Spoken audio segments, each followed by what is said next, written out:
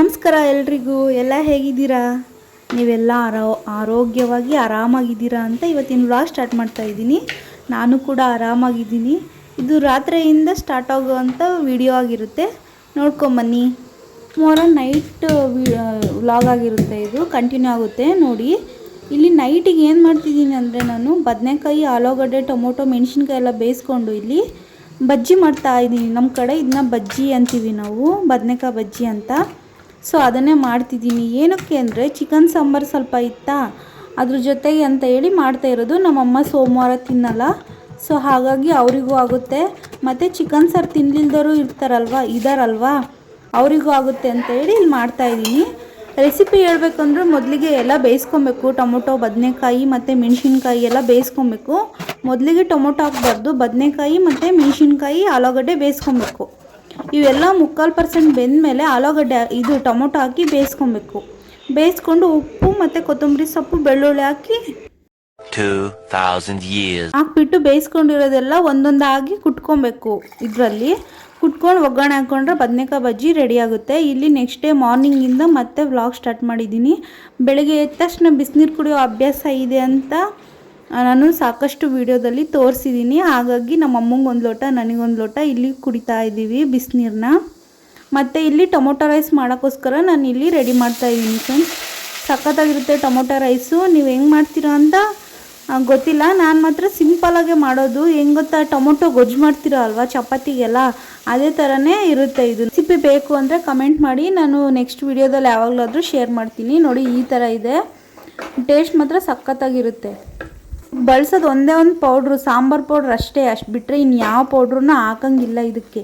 ಆದ್ರೂ ಇಷ್ಟು ಸಖತ್ತಾಗಿರುತ್ತೆ ಗೊತ್ತಾ. ಇವಾಗ ಟೈಮ್ ಬಂದುಬಿಟ್ಟು ಆವಾಗಲೇ 7:15 ಆಗಿತ್ತು. ನಮ್ಮ ಸೋನು ಮಹಾರಾಣಿ ನೋಡಿ ಹೇಗೆ ಮಲ್ಕೊಂಡಿದ್ದಾಳೆ. ಮತ್ತು ಮಧ್ಯಾಹ್ನದಿಂದ ಕಂಟಿನ್ಯೂ ಮಾಡ್ತಿದ್ದೀನಿ. ಮೇರಿಯಾದಲ್ಲಿ ಹೋಳಿಗೆಮ್ಮ ಇತ್ತು ಅವತ್ತು. ಕೆಲವು ಕಡೆ ಅಜ್ಜಿ ಹಬ್ಬ ಅಂತಾರೆ, ನಮ್ಮ ಕಡೆ ಹೋಳಿಗೆಮ್ಮ ಅಂತಾರೆ. ಅದೇ ಪ್ರಿಪ್ರೇಷನ್ ಮಾಡ್ತಿರೋದು ಇಲ್ಲಿ. ಇದು ಬೇಳೆನ ಬೇಯಕ್ಕೆ ಹಾಕಿದ್ದೀವಿ. ಇಲ್ಲಿ ನಮ್ಮಮ್ಮ ಸಾಂಬಾರಿಗೋಸ್ಕರ ಬೆಳ್ಳುಳ್ಳಿ ಎಲ್ಲ ಸುಲಿತಾ ಇದ್ದಾರೆ. ನಮ್ಮಮ್ಮ ಬೆಳಿಗ್ಗೆ ಎಲ್ಲ ಕಲರ್ಸ್ ಕನ್ನಡ ಟೆಲಿಕಾಸ್ಟ್ ಧಾರಾವಾಹಿ ನೋಡ್ತಾ ಇದ್ದಾರೆ ನೋಡಿ ಫ್ರೆಂಡ್ಸ್. ಸಂಜೆ ಎಲ್ಲ ಜಿ ಕನ್ನಡ ನೋಡ್ತಾರೆ, ಬೆಳಿಗ್ಗೆ ಕಲರ್ಸ್ ಕನ್ನಡ ನೋಡ್ತಾರೆ. ಇಲ್ಲಿ ನಾನು ಬೇಳೆ ಬೆಂದಿದ್ವಲ್ಲ, ಅದು ಇದನ್ನ ರಸ ಒಗ್ಸ್ಬಿಟ್ಟು ಬೆಲ್ಲ ಕುಟ್ಟಾಕೋಣ ಅಂತೇಳಿ ಇಲ್ಲಿ ಬಗ್ಸ್ತಾ ಇದ್ದೀನಿ ನೋಡಿ. ಮತ್ತು ಇಲ್ಲಿ ನಾನು ಹಾಗೆ ಹೋಳಿಗೆಗೆ ಹಿಟ್ಟು ಕಲಸಿಟ್ಬೇಕು. ಹಿಟ್ಟು ಕಲಸಿಟ್ರೆ ಬೇಗ ನಿಂತ್ಕೊಳ್ಳುತ್ತದು ಅಂತ ಹೇಳಿ ನಾನು ಕಲಸಿಟ್ಬಿಡ್ತಿದ್ದೀನಿ ಈಗಲೇ. ನಾವು ಎಷ್ಟು ಚೆನ್ನಾಗಿ ಕಲಸಿ ಎಷ್ಟೊತ್ತು ಬಿಡ್ತೀವಿ ಅನ್ನೋದ್ರ ಮೇಲೆ ಹೋಳಿಗೆ ಹೇಗೆ ಬರ್ತವೆ ಅನ್ನೋದು ಡಿಪೆಂಡ್ ಆಗುತ್ತಲ್ವ. ಸೊ ಹಾಗಾಗಿ ನಾನು ಬೇಗ ಕಲಸಿಟ್ಬಿಟ್ಟೆ.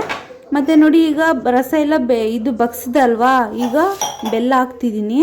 ಹೋಳಿಗೆ ಅಂದಾಗ ನನಗೊಂದು ನೆನಪಾಗುತ್ತೆ, ಏನು ಗೊತ್ತಾ, ಅವಾಗ ಒಂದು 5 ಇಯರ್ಸ್ ಬ್ಯಾಕು 6 ಇಯರ್ಸ್ ಬ್ಯಾಕು ಜಾಸ್ತಿನೇ ಅಂದ್ಕೊಳ್ಳಿ. ಅವಾಗ ನನಗಿನ್ನೂ ಅಡುಗೆ ಮಾಡೋಕ್ಕೆ ಬರ್ತಿರ್ಲಿಲ್ಲ. ನಮ್ಮ ಅಪ್ಪಾಜಿಗೂ ಅಷ್ಟು ಬರ್ತಿರಲಿಲ್ಲ ಹೋಳಿಗೆ ಎಲ್ಲ. ನಮ್ಮ ಅಮ್ಮಂಗೆ ಹುಷಾರಿರಲಿಲ್ಲ. ಆವಾಗ ಯುಗಾದಿ ಟೈಮೇನೋ ಹೋಳಿಗೆ ಮಾಡಲೇಬೇಕಿತ್ತು. ನಮಗೆ ಗೊತ್ತಿಲ್ವಲ್ಲ ಹೇಗೆ ಮಾಡೋದು ಅಂತ. ಆಗ ನಾನು ಫೋನ್ ಕೂಡ ಯೂಸ್ ಮಾಡ್ತಿರ್ಲಿಲ್ಲ ಯೂಟ್ಯೂಬ್ ನೋಡೋಕ್ಕೆ.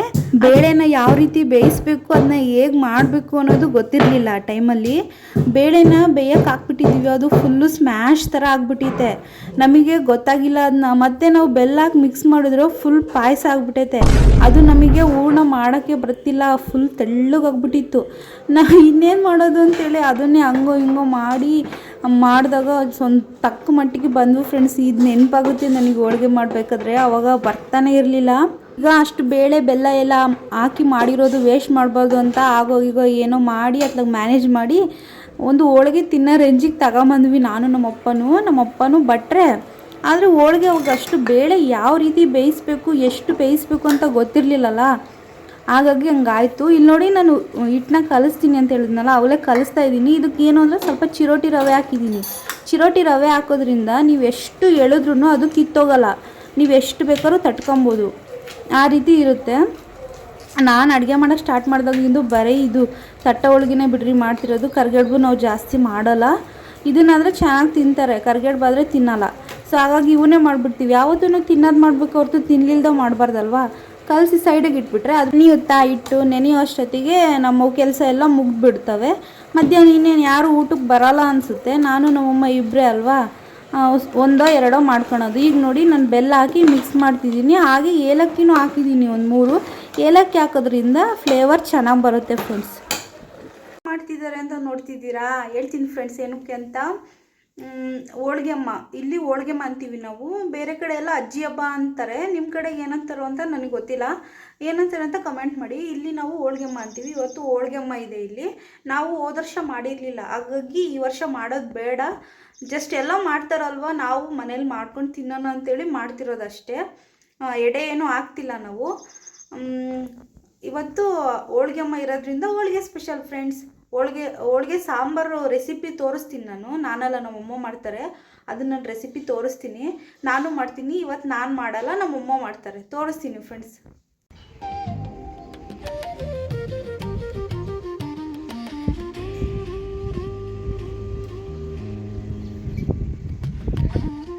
ಮಳೆ ಸ್ಟಾರ್ಟ್ ಅವಾಗಲೇ, ಬೆಳಗ್ಗಿಂದ ಬಿಸಿಲು ಕಾದ್ಬಿಟ್ರೆ. ಬರ್ದು ರೆಸಿಪಿ ತೋರಿಸ್ತೀನಿ ಅಂದಿದ್ದಲ್ವಾ, ತೋರ್ಸೋಕ್ಕಾಗಲ್ಲ. ಯಾಕೆಂದರೆ ನಾನು ಇಲ್ಲಿ ಸ್ವಲ್ಪ ಇನ್ಸ್ಟಾಗ್ರಾಮಲ್ಲಿ ಏನೋ ವೀಡಿಯೋ ಅಪ್ಲೋಡ್ ಮಾಡೋದು ಅಂತ ಅದನ್ನ ಎಡಿಟ್ ಮಾಡ್ಕೊಂಡು ಕೂತ್ಕೊಂಡಿದ್ದ. ನಮ್ಮಮ್ಮ ಅಷ್ಟರೊಳಗೆಲ್ಲ ಹುರಿದು ಎಲ್ಲ ರುಬ್ಬಿಟ್ಟಿದ್ದಾರೆ. ನೆಕ್ಸ್ಟ್ ಇನ್ನೇನು ವರಮಹಾಲಕ್ಷ್ಮಿ ಹಬ್ಬಕ್ಕೆ ಮಾಡ್ತೀವಲ್ಲ, ಆಗ ಶೇರ್ ಮಾಡ್ಕೊತೀನಿ ನೋಡ್ರಿ. ಕುದೀತೈತೆ ಅವಾಗಲೇ.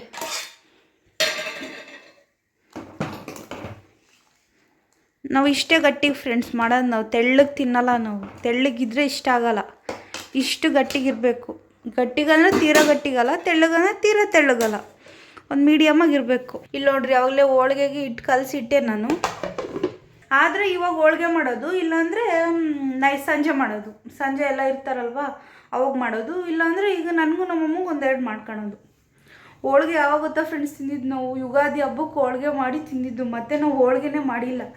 ಅದಕ್ಕೆ ಈಗ ಹೆಂಗೋ ಹೋಳಿಗೆ ಅಲ್ವಾ ಮಾಡೋಣ ಅಂತೇಳಿ ಮಾಡ್ತಿರೋ. ಎಡೆ ಹಾಕ್ಲಿಲ್ಲ ಅಂದರೆ ಏನಾಯಿತು, ನಾವು ತಿನ್ಕೊಳ್ಳೋಣ ಅಂತೇಳಿ ಮಾಡ್ತಿರೋದು. ಟೈಮ್ ಕರೆಕ್ಟು ಒಂದು ಗಂಟೆ ಅನಿಸುತ್ತೆ.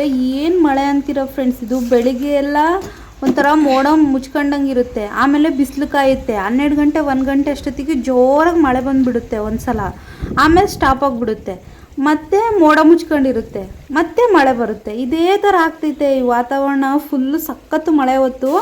ಮತ್ತು ಸಂಜೆಯಿಂದ ಕಂಟಿನ್ಯೂ ಮಾಡ್ತಿದ್ದೀನಿ. ಇಲ್ಲಿ ಸ್ವಲ್ಪ ನೂಡಲ್ಸ್ ಇದ್ವು ನಮ್ಮ ಮನೆಯಲ್ಲಿ, ಅವನ್ನೇ ಮಾಡೋಣ ಅಂತೇಳಿ ಮಾಡ್ತಾಯಿದ್ದೀನಿ ನೋಡಿ. ರೆಸಿಪಿ ನಾನು ಹಾಕಿಲ್ಲ, ಎಲ್ಲ ರೆಡಿ ಆಯ್ತಲ್ವ. ನನಗೂ ನಮ್ಮ ಅಮ್ಮಂಗೂ ಇಬ್ಬರಿಗೂ ನಾವು ಸರ್ವ್ ಮಾಡ್ಕೊಂಡಿದ್ದೀವಿ ನೋಡ್ರಿ. ಇಲ್ಲಿ ಎಲ್ಲ ಪುಡಿ ಪುಡಿಯಾಗಿದ್ವು ಅವಾಗಲೇ. ಇನ್ನೇನು ಮಾಡೋಣ ಅಂತೇಳಿ ಈಗ ಮಾಡಿಬಿಟ್ಟೆ ಇವತ್ತೇ. ಮತ್ತು ಹೋಳಿಗೆ ಎಲ್ಲ ತಟ್ತಾಯಿದ್ದೀನಿ ನಾನು. ಆಲ್ಮೋಸ್ಟ್ ಎಲ್ಲ ಆಗಿದ್ವು, ಇದೇ ಲಾಸ್ಟ್ನೇದು. ವೀಡಿಯೋ ಮಾಡಿಲ್ಲಲ್ಲ ಅಂತೇಳಿ ಮಾಡ್ತಾ ಇದ್ದೀನಿ ನೋಡಿ. ಇದು ಹೆಂಗೆ ಗೊತ್ತಾ, ಮೈದಾ ಹಿಟ್ಟಿನ ಕವರು. ನಾವು ಯಾವುದೇ ಹೋಳಿಗೆ ಮಾಡೋ ಶೀಟು ಅವು ಏನು ಬೇಕು ಅಂತಲೇ ಇಲ್ಲ, ಈ ರೀತಿ ಮಾಡ್ಕೊಬೋದು. ಏನು ಅಂದರೆ ಹಿಟ್ಟು ಕಲಸೋದಿದೆಯಲ್ಲ, ಅದನ್ನು ನೀಟಾಗಿ ಕಲಿಸ್ಬೇಕು. ಈ ವಿಡಿಯೋನ ಇಲ್ಲಿಗೆ ಎಂಡ್ ಮಾಡ್ತೀನಿ. ಈ ವಿಡಿಯೋ ನಿಮಗೆ ಇಷ್ಟ ಆಗಿದೆ ಅಂದ್ಕೊತೀನಿ. ಸಿಗ್ತೀನಿ ಇನ್ನೊಂದು ವಿಡಿಯೋದೊಂದಿಗೆ. Thank you for watching friends. ಹಾಗೆ ಸಬ್ಸ್ಕ್ರೈಬ್ ಮಾಡೋದು ಮರಿಬೇಡಿ. ಈ ವಿಡಿಯೋಗೊಂದು ಲೈಕ್ ಕೊಡಿ, ಹಾಗೆ ನಿಮ್ಮ ಫ್ರೆಂಡ್ಸ್ ಆ್ಯಂಡ್ ಫ್ಯಾಮಿಲಿಗೆ ಶೇರ್ ಮಾಡಿ. ಪ್ಲೀಸ್ ಫ್ರೆಂಡ್ಸ್ ಸಪೋರ್ಟ್ ಮಾಡಿ. ವಿಡಿಯೋಗೆ ಲೈಕ್ ಕೊಡೋದು ಮರಿಬೇಡಿ. ಬಾಯ್ ಬಾಯ್.